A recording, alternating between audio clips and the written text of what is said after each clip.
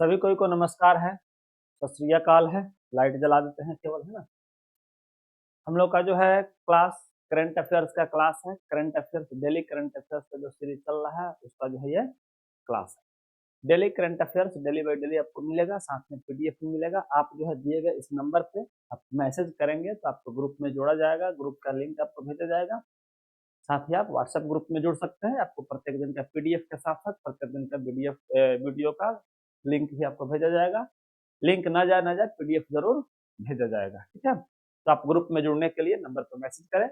और हम चाहेंगे ऐसा कि आप लोग अगर 15-20 के ग्रुप में कहीं सेट बना रहे हैं या पढ़ रहे हैं, कुछ भी कर रहे हैं, तो क्या कृपया करके वीडियो देखिए। और हमको घोड़ासहन के आसपास के 50 किलोमीटर के क्षेत्र में अगर आप है कहीं तो आप हमको कहिए। हम आपको प्रत्येक 15वें दिन यानी कि प्रत्येक 15वें दिन आपको टेस्ट के रूप में फोटो स्टेट सेट उपलब्ध करा देंगे, ताकि आप 15 दिन में ये जान पाएंगे खुद को कि आप कितना करंट पढ़े हैं कि नहीं पढ़े हैं। अगर पढ़े रहेंगे तो भी आपका नंबर ठीक ठाक आएगा, ना पढ़े रहेंगे तो फिर जय जय श्री राम रहेगा। आप अगर 15 कोई के बीच कहीं ग्रुप में है जहाँ सेट बना रहे हैं या पढ़ रहे हैं या दौड़ रहे हैं, तो वहाँ करंट अफेयर्स पढ़िए, क्लास चलाइए। और आपको जो है प्रत्येक 15वें दिन नोट पहुंचाया जाएगा, यानी कि क्वेश्चन पेपर पहुंचाया जाएगा, जिसमें आप टेस्ट देंगे तो पता चलेगा आपको डिटेल, ठीक है। क्या हम लोग शुरू करें क्लास? बाकी क्लास करते हैं। क्लास में कुछ सुझाव देना हो तो निश्चित रूप से आपका सुझाव स्वागत योग्य है। आप सुझाव दीजिए। अगर आपको माइक का साउंड बढ़ाना हो तो कहिए कि माइक का साउंड बढ़ाइए, घटाना हो तो कहिए घटाइए, कहिए कि क्लास ऐसे समझाइए सर, वैसे समझाइए सर। जो कुछ भी आपको बताना हो बता सकते हैं। आप जैसे बताएंगे आपके अनुसार क्लास चलाया जाएगा। चलिए फिर हम लोग क्लास शुरू करते हैं, ठीक है। आइए, पहला क्वेश्चन है कि भारत में किस अवधि के दौरान मलेरिया के मामलों और मौतों में 80% से ज्यादा की कमी की है? देखिए, भारत में किस अवधि के दौरान, देखिए ध्यान से आप मार दीजिएगा आंसर ये वाला 2016 से 24, क्योंकि अभी 25-26 चल रहा है, तो आप मार दीजिएगा आंसर ये और हो जाएगा खट से गलत। तो ध्यान रखिएगा कि मलेरिया के मामलों और मौतों में 80% से ज्यादा की कमी 2015 से 2023 के बीच किया था भारत में। 2015 से 2023 के बीच एकदम आसान हो गया है ये समझिए। तो मलेरिया खत्म सा होने होने को हो चुका है, समझिए। कुछ क्वेश्चन जो पीडीएफ के रूप में यहाँ मिलेगा आपको, जिसका डिटेल बहुत सारा, पूरा डिटेल आपको नहीं जानना है, लेकिन जो डिटेल दिया रहेगा उसको एक बार नोट बना लीजिएगा, अंडरलाइन कर लीजिएगा या फिर लिख लीजिएगा, ताकि आपको याद करने में सहूलियत रहेगा। लेकिन हाँ, बहुत सारा चीज, बहुत सारे क्वेश्चन का नोट आपको पूरा पूरा जरूरी है, जो हम समझाते हैं आपको वैसे। देखिए, भारत में 2015 से 23 के बीच मलेरिया के मामलों में 80% से ज्यादा की कमी आई है। मलेरिया से होने वाली मौतों में 78.3% की कमी आई, जो 2023 में 83 तक पहुंच गई। 23 राज्यों और यूनियन टेरिटरीज के 160 जिलों में 2024 से 26 तक मलेरिया के कोई भी स्थानीय मामले नहीं रहे। मलेरिया के कन्फर्म मामले 2015 में इतना लाख से घटकर इतना लाख हो गया। एनुअल ब्लड एग्जामिनेशन रेट में 2015 में 9.58 से बढ़कर 2023 में जो है 11.62 हो गया। तो ये सारा बहुत सारा बात इसमें पूरा पढ़ने वाला नहीं है, लेकिन जो पढ़ने वाला बात है वो आप समझिए।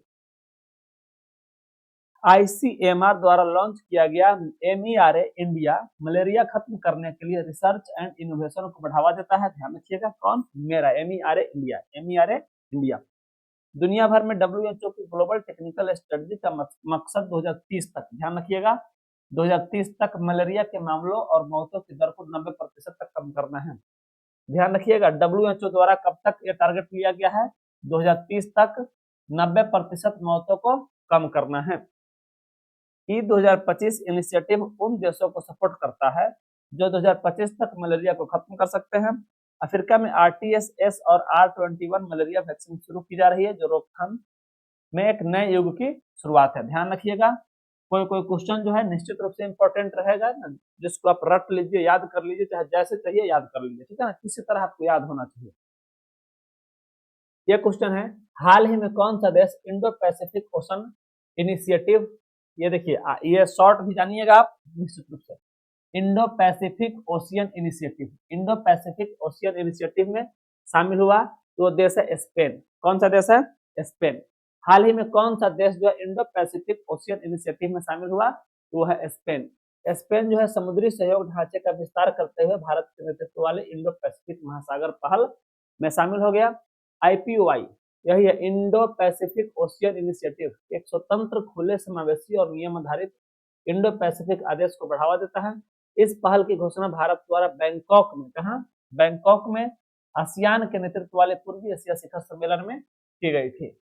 ये देखिए फिर वही है Indo Pacific Ocean Initiative ASEAN केंद्रीयता और व्यापक EAS वास्तुकला पर आधारित है।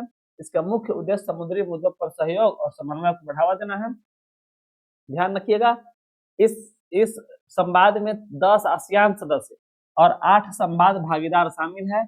इसका 7 विषयगत स्तंभ है। 7वां स्तंभ यहाँ लिखा हुआ है समुद्री सुरक्षा, समुद्री पारिस्थितिकी, समुद्री संसाधन। ये जान लीजिए कि ये टोटल 7 पूछेगा नहीं, लेकिन ये जरूर पूछ सकता है ये कितने स्तंभ है। तो क्या स्तंभ कहिएगा? 7 स्तंभ। ये ध्यान रखिएगा। IPOI में मुख्य समुद्री चुनौतियों को संबोधित करने वाले 7 विषयगत स्तंभ है। कितने विषयगत स्तंभ है? 7 स्तंभ है। ध्यान रखिएगा 7 स्तंभ। 2026 में किस राज्य में पद्म पुरस्कार प्राप्तकर्ताओं की संख्या सबसे अधिक दर्ज की गई? ये दर्ज किया गया आपका महाराष्ट्र में। ध्यान रखिएगा सिविलियन को मिलने वाले सबसे बड़े अवार्ड में जो है आपका है भारत रत्न, लेकिन उसके जस्ट बाद पद्म पुरस्कार आ जाता है।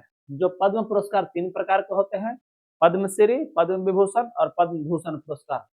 इस बार का पद्मश्री, पद्म विभूषण और पद्म भूषण पुरस्कार जो है सबसे अधिक किस राज्य में मिला है? तो महाराष्ट्र के लोगों को मिला है सबसे अधिक। ये जो है प्रत्येक साल 26 जनवरी के दिन जो है घोषणा इसका किया जाता है और 26 जनवरी के दिन जो दिया जाता है। गणतंत्र दिवस 2026 से पहले पद्म अवार्ड 2026 की एक प्रोविजनल लिस्ट जारी की गई थी। समझिए एकदम जरूरी चीज है ये, इसमें का पूरा पढ़ना है आपको। ध्यान रखिए पद्म अवार्ड भारत के सबसे बड़े सिविलियन सम्मानों में से एक है, जिसकी घोषणा गणतंत्र दिवस पर की जाती है। इसकी शुरुआत 1954 से किया गया। पद्म अवार्ड की 3 कैटेगरी पद्म विभूषण, पद्म भूषण और पद्मश्री है। पद्म अवार्ड कला, साहित्य, विज्ञान, चिकित्सा, सामाजिक कार्य, खेल, पब्लिक अफेयर्स और सिविल सर्विसेज में बेहतरीन सेवा को पहचान देता है। 2026 के पद्म अवार्ड जर्मनी स्तर के कार्यकर्ताओं और गुमनाम नायकों को पहचान देने पर जोर देता है। 2026 के लिए 5 पद्म विभूषण अवार्ड को मंजूरी दी गई। 2026 में कितने पद्म विभूषण अवार्ड को मंजूरी दी गई? तो 5 पद्म विभूषण अवार्ड को मंजूरी दी गई। धर्मेंद्र सिंह देवल को कला के लिए पद्म विभूषण और BS अच्युतानंदन को पब्लिक अफेयर्स के लिए पद्म विभूषण दिया गया। 13 लोगों को पद्म भूषण दिया गया, 5 लोगों को पद्म विभूषण, 13 लोगों को पद्म भूषण दिया गया। लोगों को पद्म भूषण से सम्मानित किया गया। मम्मूटी को भारतीय सिनेमा में योगदान के लिए पद्म भूषण दिया गया। अलका याग्निक को पद्म भूषण दिया गया। उदय कोटक को पद्म भूषण दिया गया। विजय अमृतराज को स्पोर्ट्स के लिए पद्म भूषण दिया गया। इसमें का हर एक क्वेश्चन एग्जाम में छपने वाला क्वेश्चन है, ध्यान रखिएगा। दोनों बात पूछेगा, तीनों बात आपसे पूछेगा कि उदय कोटक को कौन सा पुरस्कार मिला? तो पद्म भूषण। कि क्यों मिला? तो ट्रेड और इंडस्ट्रीज के लिए। विजय अमृतराज को क्यों मिला? तो स्पोर्ट्स के लिए। अलका याग्निक को क्यों मिला? तो आर्ट के लिए। मम्मूटी को क्यों मिला? तो भारतीय सिनेमा के लिए। रोहित शर्मा को भी पद्मश्री अवार्ड मिला, इनको स्पोर्ट्स में उपलब्धियों के लिए मिला। रोहित शर्मा को पद्मश्री अवार्ड मिला। R माधवन को आर्ट में योगदान के लिए पद्मश्री अवार्ड मिला। और सबसे अधिक पद्मश्री अवार्ड ही हो जाता है, जो लगभग 113 अवार्ड था। देखिए 5 पद्म विभूषण, 13 पद्म भूषण और 113 पद्मश्री अवार्ड दिया गया। आप और समझिए इसमें कि पद्मश्री 2026 अलग अलग प्रोफेशनल और क्षेत्रों में बड़े पैमाने पर प्रतिनिधित्व को दिखाता है। कई पद्मश्री अवार्ड पाने वाले दूर दराज, आदिवासी और पिछड़े समुदायों में से थे, जिनका नाम फेमस नहीं है, इसलिए उनको याद करने वाले में नहीं दिया जाता है। बात समझ रहे हैं ना? चलिए अगले पेज पर चलते हैं। इसमें है कि 2026 में भारत में राष्ट्रीय मतदाता दिवस कौन से संस्करण मनाया गया? 2026 में जो है ना ये 16वां संस्करण मनाया गया। ध्यान रखिएगा 2026 में भारत में राष्ट्रीय मतदाता दिवस का कौन सा संस्करण मनाया गया? तो 16वां संस्करण मनाया गया। प्रथम बार यह दिवस कब मनाया गया था? 2011 में मतदाता दिवस मनाया गया था 25 जनवरी को। 25 जनवरी को ही क्यों मनाया जाता है? क्योंकि इसी दिन जो है चुनाव आयोग की स्थापना किया गया था। इसी दिन चुनाव आयोग का स्थापना किया गया था। यह प्रथम बार 2011 में मनाया गया था। यह अनुष्ठान विशेष रूप से युवाओं के बीच कब मतदाता पंजीकरण को संबोधित करने के लिए शुरू किया गया है? इसमें बहुत ज्यादा खास बात कुछ है नहीं, ये ध्यान रखना है कि ये 2026 में कौन सा संस्करण बनाया गया, ये 16वां संस्करण बनाया गया। शुरुआत कब किया गया, 2011 में किया गया। 25 जनवरी को मनाया जाता है। 25 जनवरी को क्यों मनाया जाता है, क्योंकि इलेक्शन कमीशन की स्थापना 25 जनवरी को ही हुआ था। 2026 में भारत के राष्ट्रपति ने किस सशस्त्र बल अधिकारी के लिए अशोक चक्र को मंजूरी दी, ये दिया गया आपका, ये ग्रुप कैप्टन सुधांशु शुक्ला को। किसको दिया गया, ग्रुप कैप्टन सुधांशु शुक्ला को। ध्यान रखिए कि भारत के राष्ट्रपति ने किस सशस्त्र बल अधिकारी के लिए अशोक चक्र की मंजूरी दी, ये दिया गया आपको ग्रुप कैप्टन सुधांशु शुक्ला को, ग्रुप कैप्टन सुधांशु शुक्ला को। 2026 में भारत के राष्ट्रपति ने 70 सशस्त्र बल कर्मियों के लिए वीरता और सेवा पुरस्कार को मंजूरी दी। भारत का सर्वोच्च शांतिकालीन वीरता पुरस्कार अशोक चक्र ग्रुप कैप्टन सुधांशु शुक्ला को प्रदान किया गया। ये कैसा था, तो शांतिकालीन वीरता पुरस्कार था, शांतिकालीन वीरता पुरस्कार अशोक चक्र। अशोक चक्र वीरता आत्म बलिदान या शांति काल में कर्तव्य के प्रति समर्पण के लिए प्रदान किया जाता है।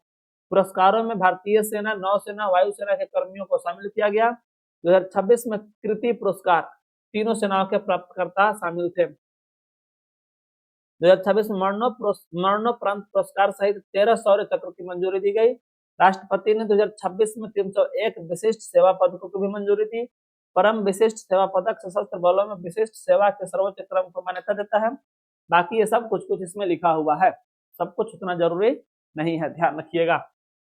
नोट्स बनता है तो नोट्स को देखते हुए, सभी विद्यार्थी को देखते हुए नोट्स को तैयार किया जाता है, बनाया जाता है, इसलिए उतना डिटेल लिखा हुआ है। अगर आप 1 डे कम्पिटिटिव एग्जाम के लिए है तो फिर आप उसमें अंडरलाइन करके निश्चित रूप से पढ़िए। अंतर्राष्ट्रीय शिक्षा दिवस प्रतिवर्ष कब मनाया जाता है, तो 24 जनवरी को अंतर्राष्ट्रीय शिक्षा दिवस, 25 जनवरी को मतदाता दिवस, भारतीय मतदाता दिवस या राष्ट्रीय मतदाता दिवस मनाया जाता है।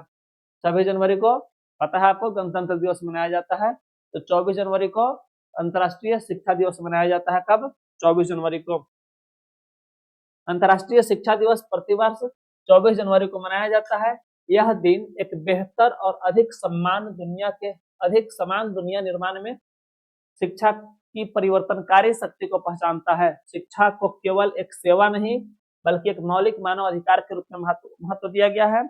यह दिन शिक्षा के माध्यम से सामाजिक, आर्थिक और सांस्कृतिक विकास को बढ़ावा देता है। कौन सा दिन, ये 24 जनवरी। 24 जनवरी जो है शिक्षा के माध्यम से सामाजिक, आर्थिक और सांस्कृतिक विकास को बढ़ावा देता है। संयुक्त राष्ट्र महासभा ने आधिकारिक तौर पर 2018 में 24 जनवरी को इस दिन के रूप में घोषित किया गया।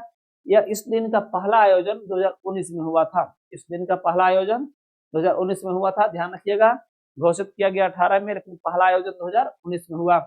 यह दिन समावेशी, ये जरूर ध्यान रखिएगा, ये क्वेश्चन मत पूछिए।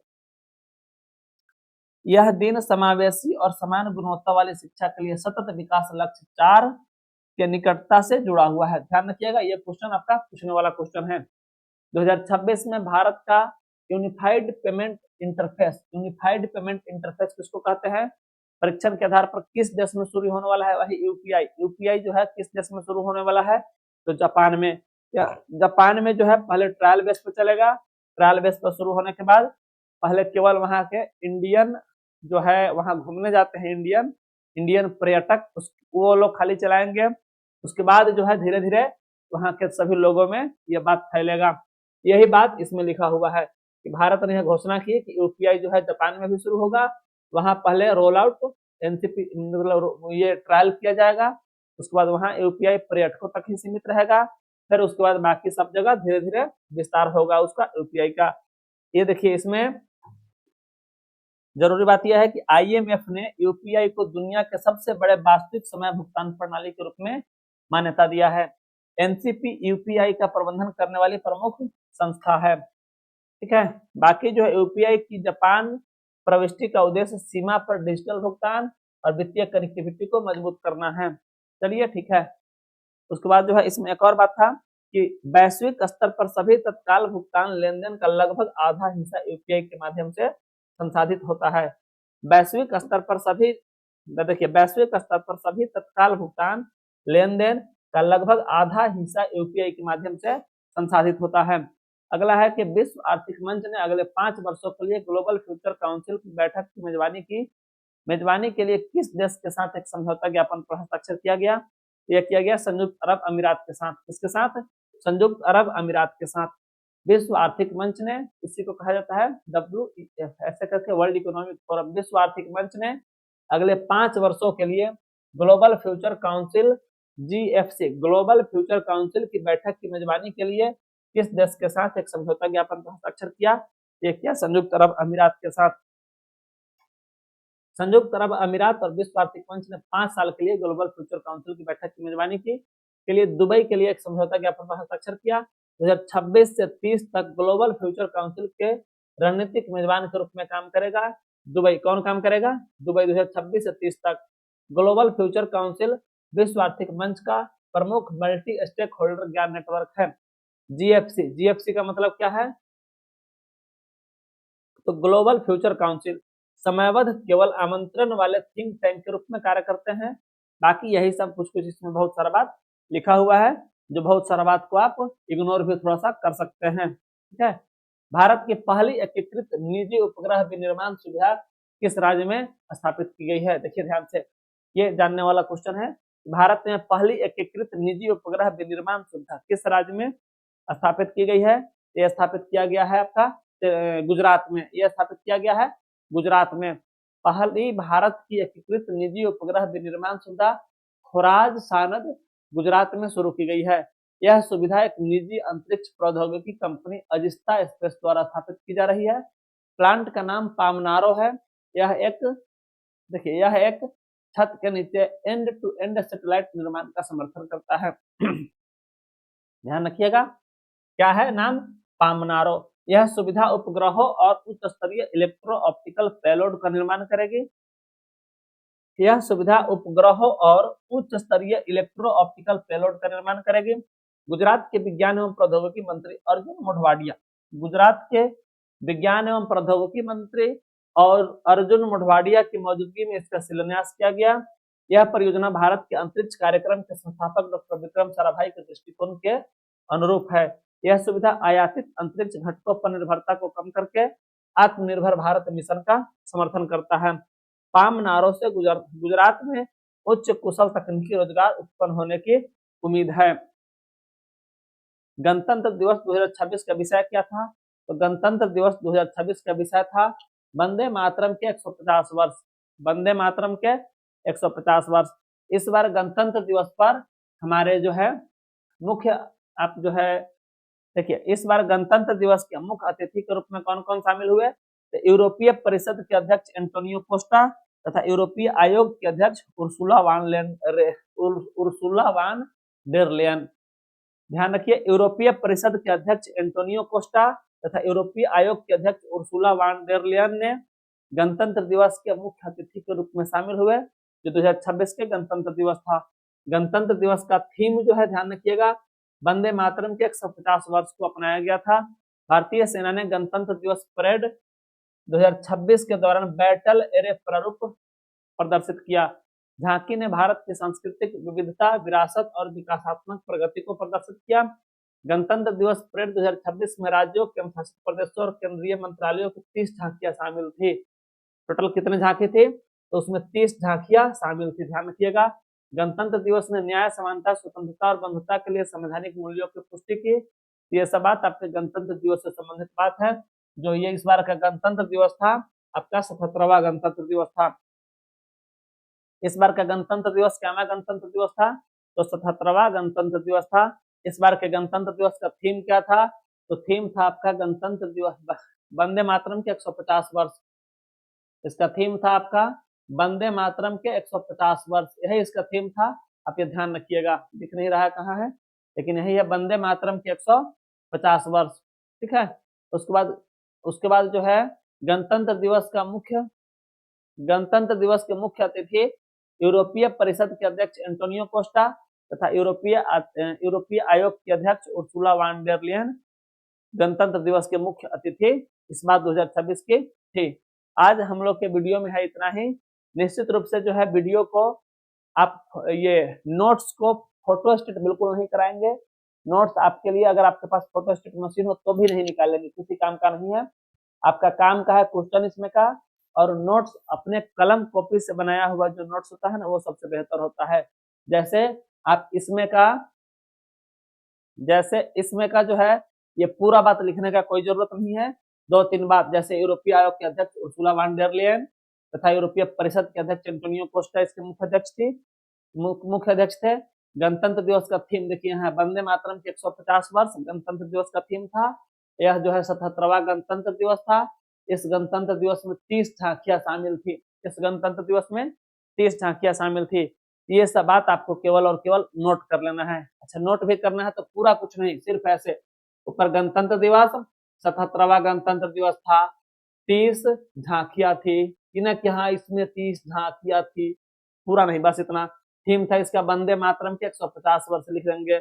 एंटोनियो कोस्टा तथा इसके अध्यक्ष यूरोपीय आयोग के अध्यक्ष उर्सुला वान डेर लेयन थी। तो ऐसे आप नोट्स बनाते हुए कॉपी में तैयार रखिए, और जब टेस्ट होगा तो पूरे टेस्ट में पूरा कॉपी पढ़ के आपको आना होगा। हो बहु क्वेश्चन इस आपका इसी समय से हो सकता है जो इम्पोर्टेंट क्वेश्चन होगा। ठीक है, फिर हम लोग करते हैं क्लास को समाप्त। हम लोग अब हमको आप दीजिए इजाजत, करते हैं क्लास को समाप्त। जय हिंद, जय भारत।